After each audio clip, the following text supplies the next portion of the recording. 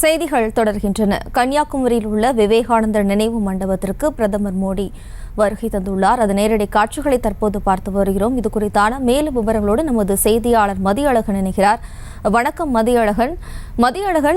2019ஆம் ஆண்டு தேர்தல் பிரச்சாரத்திற்கு பிறகு பிரதமர் மோடி கேதார்நாத் குகையில் இதுபோன்று தியானம் மேற்கொண்டார். தற்போது 5 ஆண்டுகளுக்கு பிறகு பிரதமர் மோடி கன்னியாகுமரியில் இதுபோன்று தியானம் மேற்கொள்வதற்கான காரணம் என்ன? மேலும் விவரம்.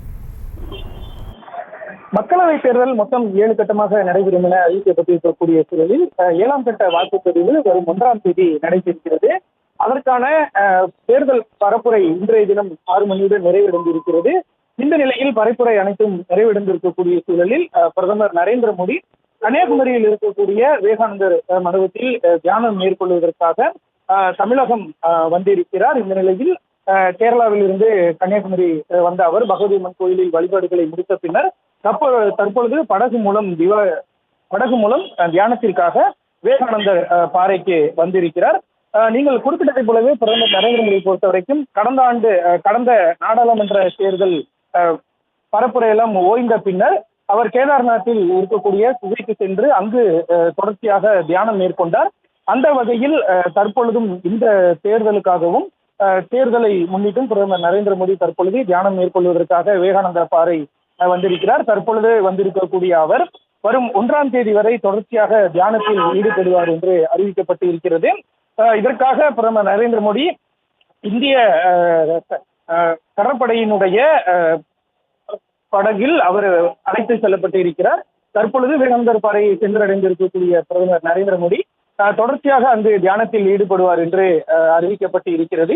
இதற்காக கன்னியாகுமரி மட்டுமல்லாமல் அந்த பிரதமர் நரேந்திர மோடி தியானம் மேற்கொள்ளக்கூடிய அந்த பகுதி முழுவதுமே பாதுகாப்பு துறையினருடைய கட்டுப்பாட்டுக்குள் கொண்டு வரப்பட்டு தீவிர பாதுகாப்பு ஏற்பாடுகள் செய்யப்பட்டு இருக்கின்றன. பாதுகாப்புக்காக மட்டும் சுமார் 4000 போலீசார் பாதுகாப்பு பணியில் ஈடுபடுத்தப்பட்டுள்ளதாக தெரிவிக்கப்பட்டு இருக்கிறது. இதை தவிர மற்ற பணிகளை பிரதமர் நரேந்திர மோடியினுடைய தனி பாதுகாப்பு படைப்பிரிவு அது மட்டுமில்லாமல் கடற்படை ஆகியவை மேற்கொள்வதாகவும் தெரிவிக்கப்பட்டு இருக்கிறது. முன்னதாக பகவதி அம்மன் கோயிலில் சிறப்பு வழிபாடு செய்தார். அவருக்கு சிறப்பு நினைவு பரிசுகளும் அளிக்கப்பட்டன. அங்கிருந்து பிரதமர் நரேந்திர மோடி இந்த விவேகானந்தா பாறை செல்வதற்காக தற்பொழுது படகு மூலம் அங்கு சென்றிருக்கிறார்.